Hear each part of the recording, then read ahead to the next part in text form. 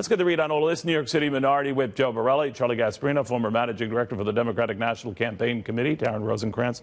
All right, Joe, the White House apparently was taken by surprise by this. They've not been fans of McCabe. The president personally not a fan of McCabe. Does any of this move the needle for you one way or the other?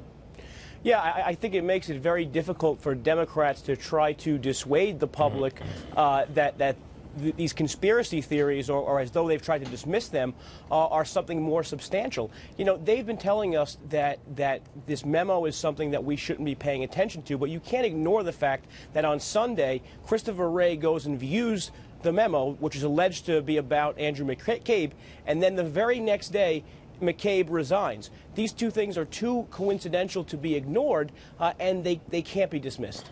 You know, Charlie, the markets don't seem to give a tinker's cuss. So what do you make of that? As well, they shouldn't. I mean, I would decouple the Russian nonsense from the Trump-Russian nonsense from the Trump economic record, which has been pretty damn good. You know, listen, I'm not in favor of everything in that tax bill.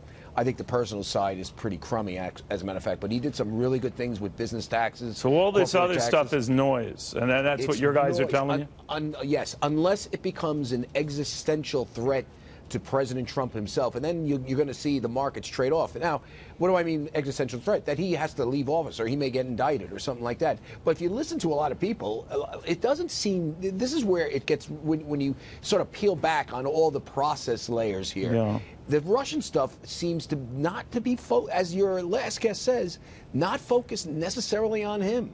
It seems to be, he may be under investigation, but the bad stuff occurred under him, or the allegedly bad stuff. So the markets are saying that. That's why the markets are trading off barely today. I mean, they're off for a lot of reasons, including profit taking. No, fair enough, fair enough. Taryn, let me ask you, I mean, the president, of course, the State of the Union address tomorrow night. This might just provide new drama, certainly for the White House briefing, another 6 or so minutes away. Do you think it should be? I mean, do you think that the president now, given the reception he received in Davos and growing talk about cooperation with Democrats on an infrastructure plan, that they can work on two rails here? Taryn, can you hear me? Oh, I'm sorry. I didn't know that you were talking to me. I'm sorry about that. No, that's okay. I do that all the time. I'm in my own little world. But that's what I'm saying. Do you think that all this political intrigue notwithstanding, the two parties can work together, the president can set that up tomorrow night? Well, I think he's going to have a hard time. I mean, you continue to talk conspiracy theories. You continue to kind of have this back and forth, these jabs at one another that he does quite frequently. It's going to be hard for the American public to swallow that Trump is, going to reach across the aisle and really get things done. I think the GOP tax plan is a great example of this. We were supposed to be promised long-term wages, and we were supposed to be promised, and instead it's just giving taxes to the richest people. Oh, Taryn, be careful. Taryn, be careful with that. I mean, Taryn, careful. I mean, because it's proving. The truth about no. But Taryn, I think some people are getting surprised by the fallout from this. Well, first off, Neil, let's set the record straight. The rich people didn't get a tax break here. A lot of rich people are paying a lot more taxes.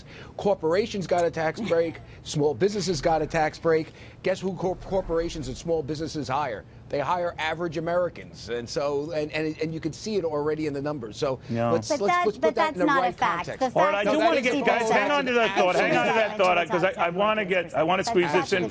I beg you to stop for a second, because Bernie Marcus was on Cavuto Live. I named that show after myself. It's on weekends. Anyway, he was ripping Democrats for downplaying all this corporate largesse. I want you to react to this. And I can tell you that $1,000 is more than meaningful. It could be paying the mortgage. It could be paying for a car repair. It could be paying for a past due bill. These are things that the Pelosi-Schumer group don't have a clue about. That's why they lost the election. It's as simple as that. They are so busy with their elitists in San Francisco and Hollywood and New York City and all these money deals that they go into week after week after week. And Clinton never knew about the real people out there. And that's why they lost the election, and that's why they're going to lose the next election for the same reason. Taryn, what he is saying is that Democrats don't realize when they say things like chump change or crumbs that they're sounding elitist themselves, and they might rue the day they railed against this thing because it's paying it forward. There are a lot of unexpected consequences of this these companies now providing this to upwards of 4 million Americans that you guys don't appreciate. So, Neil, I think the real truth of it is that what they were saying is that $1,000 is significant, but these were bonuses that were expected to be paid out anyway. Really? No, Taryn, I follow this. Most of those companies have admitted. Taryn, I have no political axe to grind. Most of those companies have admitted those I got to tell you, bonuses are being Taryn. paid. We were Taryn, promised by the GOP long-term wage increases. Long-term wage increases. All right, and that's not what you're seeing. All right, okay, I'm listening, Neil. I'm with you. Here's what I'm saying. I have no political axe to grind. The president doesn't do the show, doesn't flip over me. I don't even flip over myself. So, Joe, I'm telling you, this was not expected. Companies doing what they're doing right now, and again, for a lot of different reasons. Believe me, they have their own reasons. Neil, but they got a curse of riches. They got a curse of riches, but they're sharing that. And I don't think the magnitude of that was forecast even by the White House. No, look, my father-in-law is a Home Depot employee at the Middletown branch in New Jersey. I'm thrilled about this $100,000, and it is actually something that is meaningful to my family, as was the extra $50 I got in my paycheck over the weekend.